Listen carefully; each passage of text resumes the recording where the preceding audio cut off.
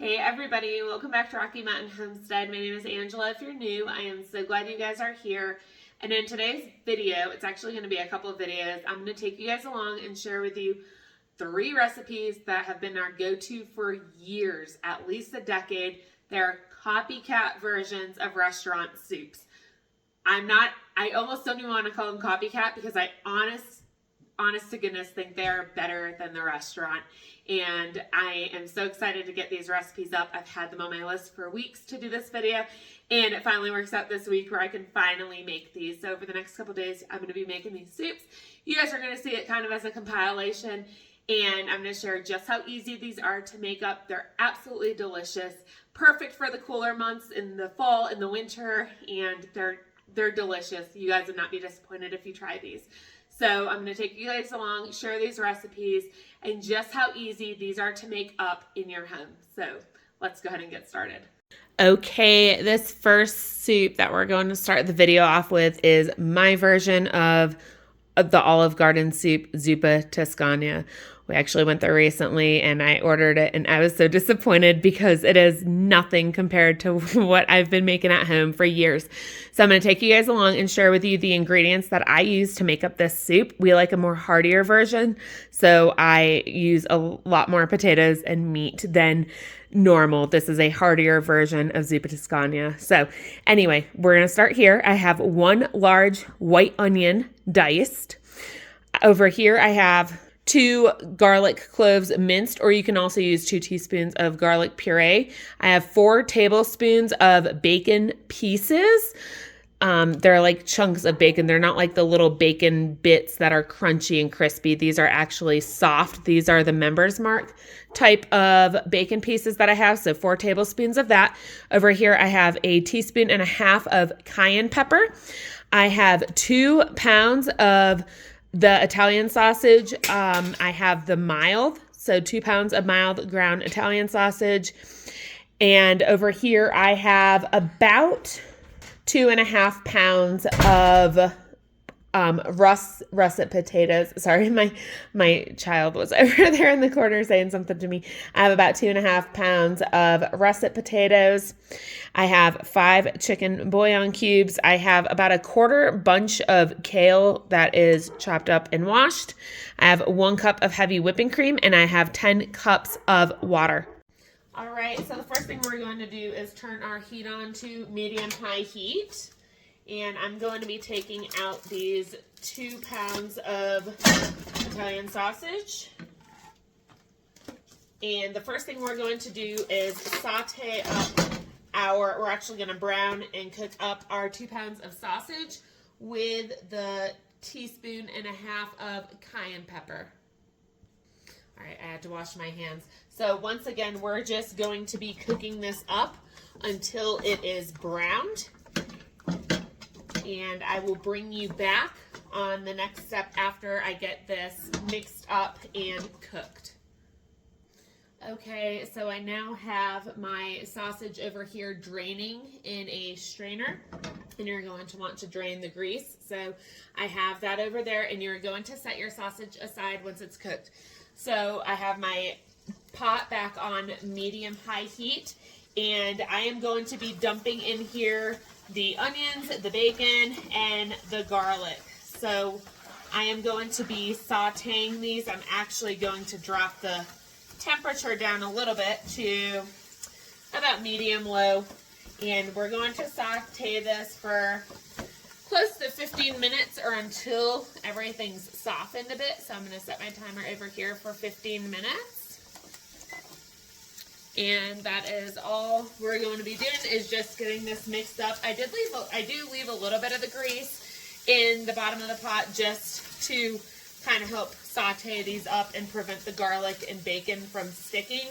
So until these soften a little bit, I'm just going to kind of continually stir it a little bit so that this doesn't stick. But like I said, I leave a little bit of the grease in the bottom just to prevent that from happening. So I got my timer set for about 15 minutes, and I will bring you back as soon as all of this is softened. Okay, it has been actually about 10 minutes, and these are looking pretty soft, so just keep an eye on it, 10 to 15 minutes.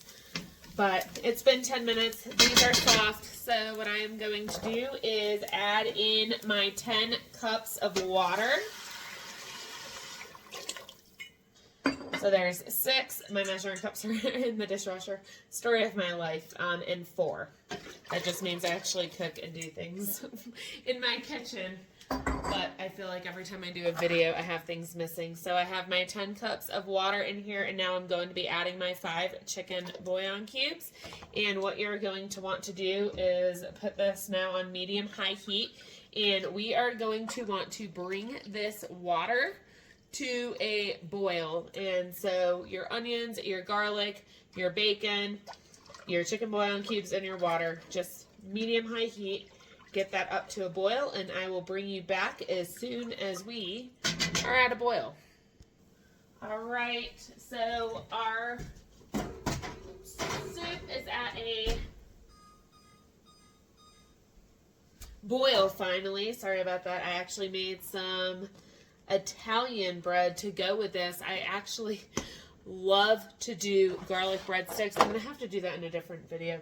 I love doing the garlic breadsticks with this, but it is more time consuming, and I had an appointment today that actually went over how long it was supposed to go. But I almost showed the Italian bread recipe just now, but I didn't want to lengthen this video because I am trying to share 3 different soup recipes.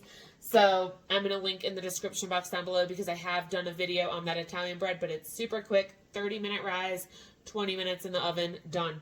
So in the time that I added the water and chicken bouillon cubes, I was able to whip up that dough. So while that's going in the oven, I am going to get my potatoes.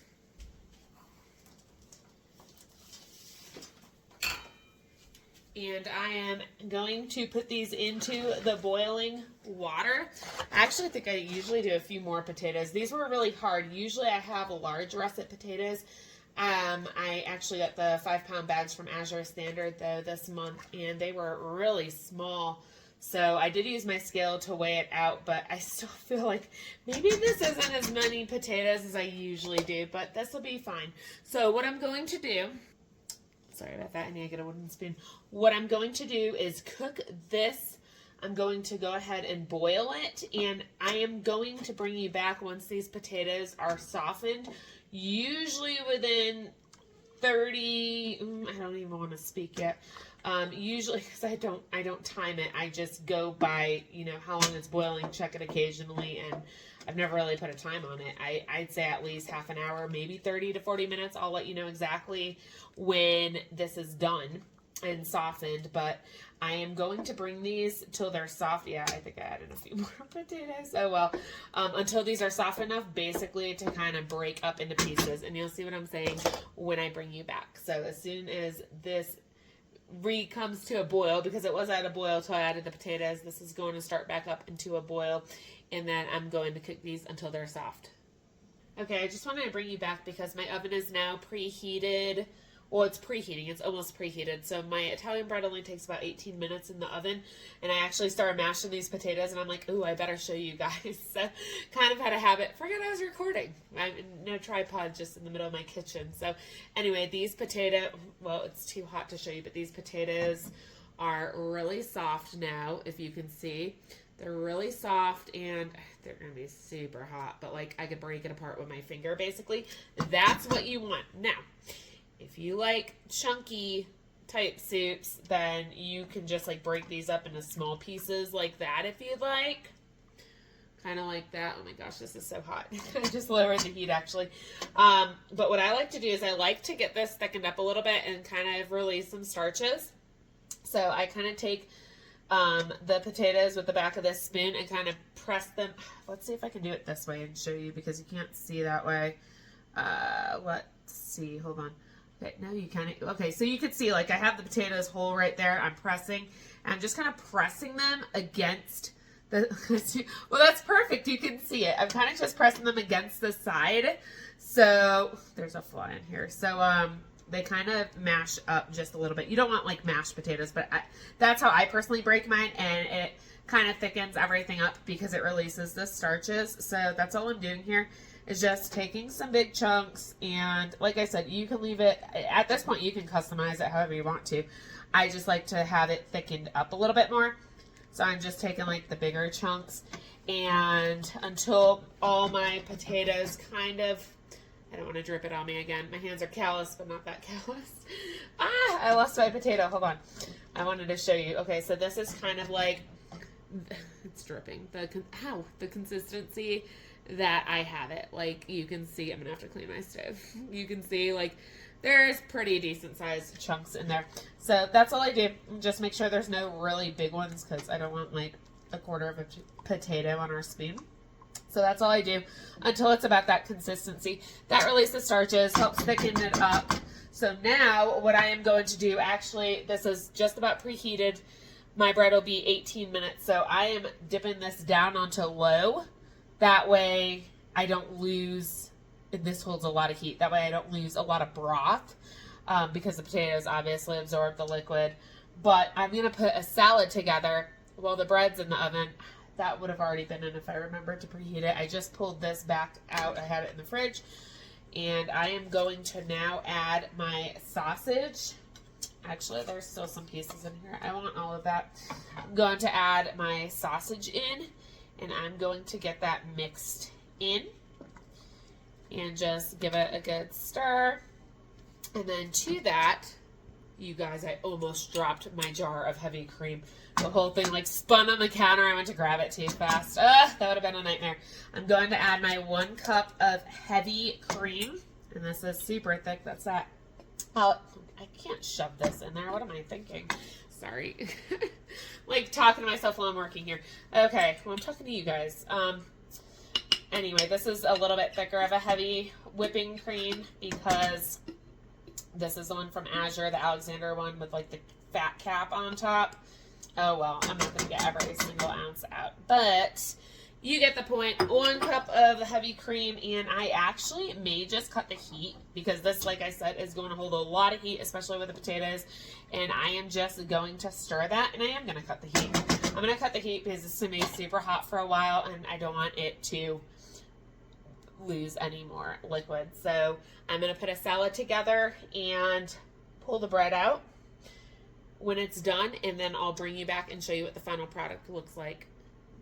All right, so bread is now out of the oven and cooled. I am just going to turn this on medium-low heat. It is still really hot, and I am going to add in that about a quarter bunch of kale. You know, I really don't measure a lot of stuff like this, like things that are just kind of added in, because I guess it goes off preference. If you only want a little bit, just put in a little bit. If you like a lot, put in. That's the only type of things I really eyeball. Everything else I measure out all the time.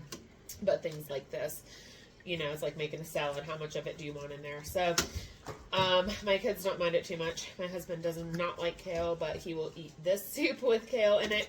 Tried it with spinach, but it's just, it has a weird taste to it if you use spinach. So, I'm just using some fresh kale. Like I said, about a quarter bunch, and chopped up, and that is it, you guys. I don't even know if you can see it. I know my stove's on, but oh my goodness. This is, hands down, our favorite soup I've ever made. I promise you, you will not be disappointed if you try it, and if you are, I'd like to hear back some feedback. Some feedback from you. My daughter just walked through the kitchen to get spoons on the table, and my dog just, hold on a second. Sorry about that. My whole entire tripod was falling down.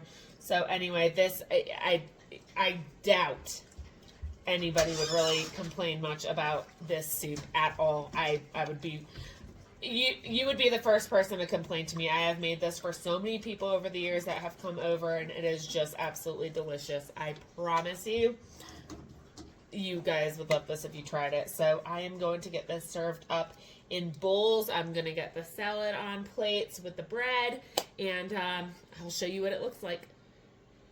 All right, you guys, I'm going to make up the salads in a minute, but I just wanted to show you guys, now that you're at a little better angle, this, oh my goodness, not only smells absolutely incredible. Guys, I would like if somebody tried this to come back in the comments and let me know what you think, but this is hands down better than Olive Garden's Zuppa Toscana. Hands down. Just hands down. This is so much more flavorful and so hearty. I can't brag enough about this soup. You guys have to try it for yourselves, but I'm going to get this dished up, but literally absolute comfort food right here, all fall and winter. This is requested all the time. And by the way, if you have never made this Italian bread recipe, this is basically what it looks like. I made an extra loaf because I'm actually going to do a video sharing what I'm going to do with that extra loaf. So I'm going to let this cool. But it's a video that I have said that I'm going to do, and I just really haven't had the time. But anyway, this is what the bread looks like. Absolutely delicious. It's nice and crunchy on the outside and super soft and moist on the inside. And this is pretty much what dinner is looking like. If you want to know how much this soup makes, it's kind of hard to say serving sizes because everyone's different and not everybody eats the same serving size. My husband can eat 3 bowls of this, but right now he's only got 1. I think I need to start doubling this for our size family, but my husband and I's soup bowls over there, and then our 8 kids. And of course, as we get to the smaller kids, the 3 smaller ones, I just give them a little to start with, and then they can have more as they want it so it doesn't go to waste. And then we have some nice salads made up. I need to get the dressing on, and then our 2 loaves of bread that I'm actually about to cut into. So anyway, I hope you guys give this soup a try. It is absolutely delicious, and it is perfect to add onto your fall and winter menu. This is also about how much is left, so I'm sure some kids will go back for the last little bit that is in this pot. And just to show you, now this is hot. This came out of the oven about 5 minutes ago, but this is basically what the inside of the bread looks like. Absolutely delicious. It's so good. I'm going to get some butter on this. I will see you guys on the next video of the next soup that I am going to share with you guys. Once again, I hope you give this a try. If you do, please feel free to leave down in the comment section below what you think of it. I'll see you on the next segment of this video. All right, you guys, the next recipe I'm going to be sharing with you today is a copycat version of a creamy potato soup from Panera. This is absolutely delicious. One of our favorites I've made for years and years, and we love it, especially on a cold winter evening with a grilled ham and cheese and maybe a salad on the side or a loaf of bread and some salad. So this is a really sticks with you kind of soup. You definitely will feel full and happy after this. So what you're going to need is 4 cups of peeled and cubed russet potatoes. Well, you can use any potatoes. I personally like to use the russet potatoes. They turn out very well. So you need 4 cups of peeled and cubed potatoes, which is about 2 pounds. This actually was 2 pounds exact for me. And then you'll need 4 cups of chicken broth. You'll need 1 8-ounce brick of cream cheese. And then in that little ramekin, I have half a teaspoon of seasoning salt, a 1/4 teaspoon of cayenne pepper, and a 1/4 teaspoon of white ground pepper. And then over here, I have a 1/4 cup of chopped or minced onion. Okay, so what we're going to do is turn our stovetops on to a medium-high heat. And we are going to add our onions. You can saute these up a little bit first if you want to soften them, but I feel like they soften just fine all together as it's cooking. You're also going to add your potatoes. You're going to add your spices. And then you are going to add your chicken broth, whether you can it yourself or not. I actually only have beef stock on my shelf. I need to can some chicken broth. And there we go. So over medium-high heat, you are just going to want to cook this until your potatoes have softened, and I will bring you back as soon as that is ready. Okay, now after about 30-35 minutes, you can see that these have softened enough to where you can kind of smash them with a wooden spoon. Now this comes down to preference. I've had people's potato soup where it's like chunky. I don't like that. I like a creamy, smooth type potato soup, but at this point you can do what you want. You can smash just a few of them. I'm actually going to turn the heat down just a little bit. You can smash just a few of them, and that's going to put some starch in your broth and help thicken it up a bit. I don't like the chunks of them. Once again, preference here. I'm actually going to probably smash up as many of these as I can, honestly, and you can use a wooden spoon or you can just use like a potato smasher. So I like a really creamy potato soup. My family does as well. So I'm going to smash these up with my potato masher here. And then we're going to lower our heat to low. We're then going to add in our brick of cream cheese. And you can chop your cream cheese up into chunks if you'd like to kind of have it heat up and melt a little bit easier. I am just going to stir this on low heat, honestly, and just break it up with my spoon because it's that soft. And you're going to leave it on low heat until your cream cheese is melted into your soup. So once this is melted in, I'll bring you back and show you what the final product looks like. Okay, now that our soup is in the bowl, I'm going to share with you one of our favorite ways to serve this up. We like to just use some bacon pieces and sprinkle it on the top, followed by some cheese. I just grated the cheese that I usually get from Azure Standard. You can use a cheddar cheese, you can use a Monterey and Jack. Any cheese would be absolutely delicious with this. And then all I'm going to do is sprinkle in a little bit of parsley flakes, and that's it. That is one of our favorite soups. I'm going to sprinkle in a little bit more bacon there, but one of our favorite soups to have. Once again, you can have this with salad and bread. You can have this in a soup bowl. If you're interested in that, I do make homemade soup bowls. You can go ahead and leave in the comments section if that's something you'd be interested in seeing a recipe for. And you can, just have this with a grilled ham and cheese and some soup, and it's perfect on a cold day. It really sticks to you, and that's what we love here, especially with 8 kids. Our soups that really stick with you and fill you up. But it is delicious, it is creamy, and as simple as it is to make, it has so much flavor in it. I hope you give this one a try. All right, you guys, this final recipe that I'm going to be sharing with you for this video is a soup that you can find at Olive Garden. This is called Pasta e Fagioli, and it is absolutely delicious. It's a very hearty soup. It's got meat and tomatoes and broth and beans and pasta. It's absolutely delicious, and it's one of those soups that will definitely stick with you during the cold months. So I did have to make some improvisations as usual. It's not perfect over here. I don't have all my ducks in a row, but I will share those improvisations, the substitutions that I'm making as I go over these ingredients. So what you'll need for this soup is 1 large onion chopped. I had a really large yellow onion. You'll need 1 carrot peeled and chopped as well. You'll need 1 stalk of celery chopped, 2 garlic cloves finely chopped, 4 cups of either chicken stock or vegetable stock. I am personally tonight using vegetable stock because I have a lot of it. So 4 cups of vegetable stock or chicken stock.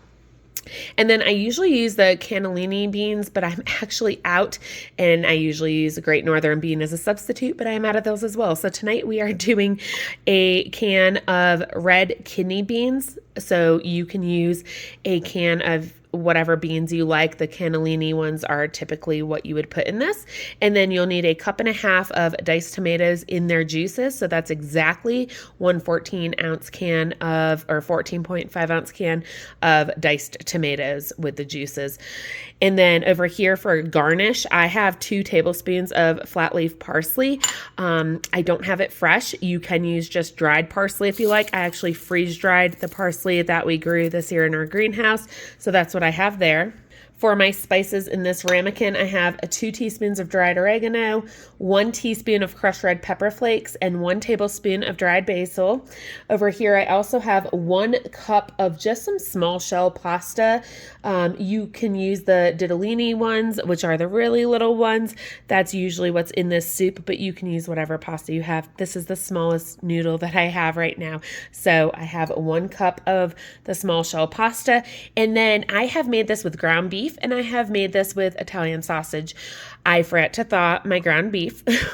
So usually you would use 1 pound of ground beef or 1 pound of Italian sausage. You can use the links and just remove the casings and crumble it, or you can use a pound of already ground Italian sausage. I don't have either on hand right now, so I just pressure canned some Italian sausage a bit back, and I'm just going to use that because that is about a pound of Italian sausage. Okay, I'm going to turn my stovetop onto medium-high heat, and I'm just going to put about a tablespoon of some olive oil into a saucepan.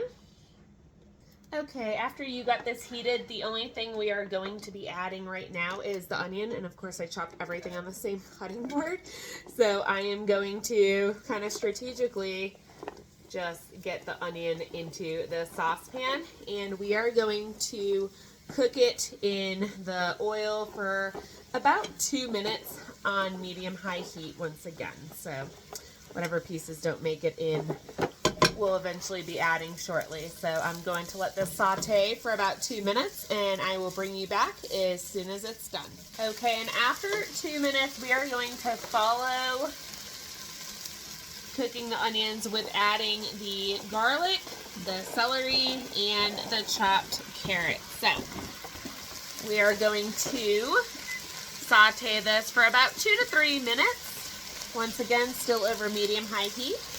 And I will bring you back once these have cooked down a little bit. All right, and oh my gosh, by the way, this smells so delicious. So good. So what you would do next is you would add your ground beef or your Italian sausage, whichever you prefer.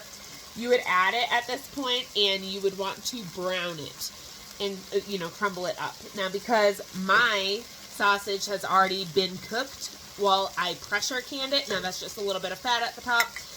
I took out as much as I could, but let's be honest, that's where the flavor is at, so I'm okay with just a little bit being in here. Because I already have this cooked and pressure canned, I'm going to skip the step, obviously, of browning it because it is cooked. And I'm just going to empty out my sausage into here. So once again, 1 pound sausage, 1 pound ground beef, and you would just, at this point, brown it. That's what you would be doing. Mine is already cooked, so I am going to go on and add my basil, my oregano, and my crushed red pepper. And I am going to get this stirred in and just toss it until it's coated. And all the spices are really blended in together. Nothing's really clumped up.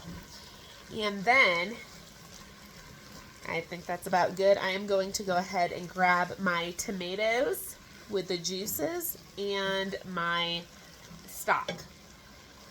And I am going to add in my 4 cups of vegetable stock. And at this point, I'm actually going to turn it up to high because you're going to want to bring this to a boil. So now that I have my stock in, I'm also going to add my chopped tomatoes with the juices. Set that over there and just mix that together. And I will bring you back as soon as this is at a boil. Okay, this is at a boil now, so I am going to lower the heat all the way to low. I'm going to simmer this and set a timer for 30 minutes, and then I'm going to get my dishes done and some laundry swapped while I'm waiting.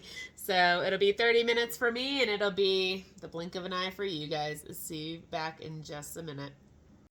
All right, it has been 30 minutes. So what we're now going to do is add in our 1 cup of pasta, as well as our beans. Like I said, I usually use the cannellini beans. And we are going to let this cook for, I mean, you could follow your pasta directions. Usually 6 to 8 minutes is perfect, depending on what type of pasta you're using. Just check it periodically to make sure it's not overcooking, because you don't want it mushy. I'm going to put 7 minutes on mine because I think my pasta that I'm using is usually 6 to 7 minutes. So about 6 to 8 minutes, you're going to want to let that simmer and cook. I'm also going to say at this point, this is all about preference. So I know a lot of the time when I share videos or how I do things, a lot of people comment their personal choices and preferences, which is fine. You know, maybe it's a good suggestion for other people. That's why I usually, you know, leave it unless it's really rude in the comment section for people to follow, because maybe somebody has a great tip or a better idea than I do. But with that being said, everybody has their own preferences and their own likes. I am just sharing a base for you guys, and you can try it as is. It's absolutely delicious the way we make it. We love it. But this is all about preference. So you don't have to follow it to a T. You can pick and choose things that you like in it. You can leave out the beans. You can leave out the onions if you don't like onions. One thing I want to share is when I make this for us, first off, I usually double it. This whole video, I have done regular portions of this. Everything is pretty much doubled for our family. But when I make this, my husband likes meaty stuff. So when I make this, I usually double the meat. Okay. And some people like brothier soups. Some people like heartier soups. We are a family. We like our stuff heartier. Okay. So if you're looking at this, let me grab my ladle. The pasta is cooking. I don't want to mess with it too much. Like 1 scoop is like that. Okay. So it's not like super brothy right now. So if you like a more brothier soup, at this point, when you add in your pasta, you're going to want to add in, or you can wait till after, you're going to want to add in 1 cup of either the same stock you used, or you can add in a cup of water. So this is a pretty decent soup. Like I said, it's more on the heartier side, but if you like a really more brothy type soup, then at this point, you'll just want to add 1 cup of stock or 1 cup of water to it. And I've done that before too. I actually usually do that just because I double the meat, and it, you know, as it's cooking down, once you add your meat and then your pasta, it definitely reduces the broth. So I usually, when I do double the meat for this, I will add in an extra cup of stock. But right now it is perfect for us as is. All right. Well, this has actually needed to go up to a medium-low heat. I've never used the Azure Standard noodles before, the Azure Standard medium shell pasta for this, but 7 minutes, it was still really chewy. So I actually bumped up my heat to medium-low and cooked it for about 3 more minutes. So once again, at that step, you're just, whatever pasta, because they're all different, whatever pasta you're using, you're just going to be checking for doneness. So of course, upping the heat, I've lost some liquid. So what I have here, I didn't want to open a whole new thing of stock. I'm going to add either half a cup or a cup of water to this. It's not going to change the flavor at all. I'm going to do a whole cup. So I'm just going to add an additional cup to it just because a lot of that broth during that extra time and bumping up the heat really took a lot of broth out of it. So I'm going to get this in a bowl and show you what it looks like. All right, you guys, so this is pretty much what it looks like. A really hearty soup, like I said. I mentioned already what substitutions I had to do and how I usually make it. I'll have these recipes in the description box down below, just so you guys have that. I tried to do that. It is time consuming. I don't do that in every video because it does take a lot of time to type it all out. And you can always find it in the video if you watch it and just write it down. But I will put that in the description box. You can always copy and paste it and put it on a Google Doc or a Microsoft Word doc and have it to print out that way. We just usually add a little bit of Parmesan cheese to this soup. My Parmesan cheese is in my garage fridge and I don't feel like going all the way down there right now. So I'm just going to put on a little bit of some cheddar cheese, but this is a really delicious soup. And I'm going to be honest, a lot of the time during the winter, I am making this soup in the slow cooker. I make it in my slow cooker. And then the same thing, like as it cooks down and the vegetables soften and all that, you know, just add in your pasta last and your beans just like you do on the stovetop, and that's it. It's really simple, and that's usually what I do because I'm really busy with homeschooling and things, especially more towards the holiday season with Thanksgiving and Christmas. It's really simple to put the soup in a slow cooker, or if you are running really behind, you can always use your Instant Pot if you need to. But once again, that is the pasta e fagioli soup from Olive Garden. And I went back over to my counter and I'm like, I forgot to put my parsley flakes on. I'm just going to sprinkle a few pieces onto this, but I will put the rest of the parsley on top of the soup. All right, you guys, well, I hope you found this video helpful. I hope it was thorough enough. I'm going to leave the recipes, like I said, in the description box down below. But these are our family's absolute favorites during the fall and the winter, the cold months. These are soups that really stick with you and keep you really full, and I think you guys will absolutely love them. So I've been making these for over a decade officially, and they're on repeat. I think these are totally worthy of adding into your meal plan. And if you guys try them, leave in the comment section if you guys don't mind taking the time to come back and let me know your feedback on it. I love when you guys do try the recipes and the videos and actually give me back feedback. It makes me happy to hear that you guys enjoy them and that you give the recipes a try. So I will see you guys on the next video. If you like this kind of content, go ahead and hit that like button. If you have not yet subscribed, please consider subscribing on your way out. I'm going to go ahead and get this video uploaded for you guys. I really hope that you enjoy these recipes if you do give them a try. And I feel like with the cost of everything now, like I said, these are much better than when we go to the restaurant. They're definitely more flavorful, and everything costs so much now. So my idea, if you can make it at home, make it at home. And we love home cooked meals because I think they always turn out better than what's at the restaurants anyway, and it's so cheap to make and easy to make at home. So I will see you guys on the next video. Until then, take care and God bless.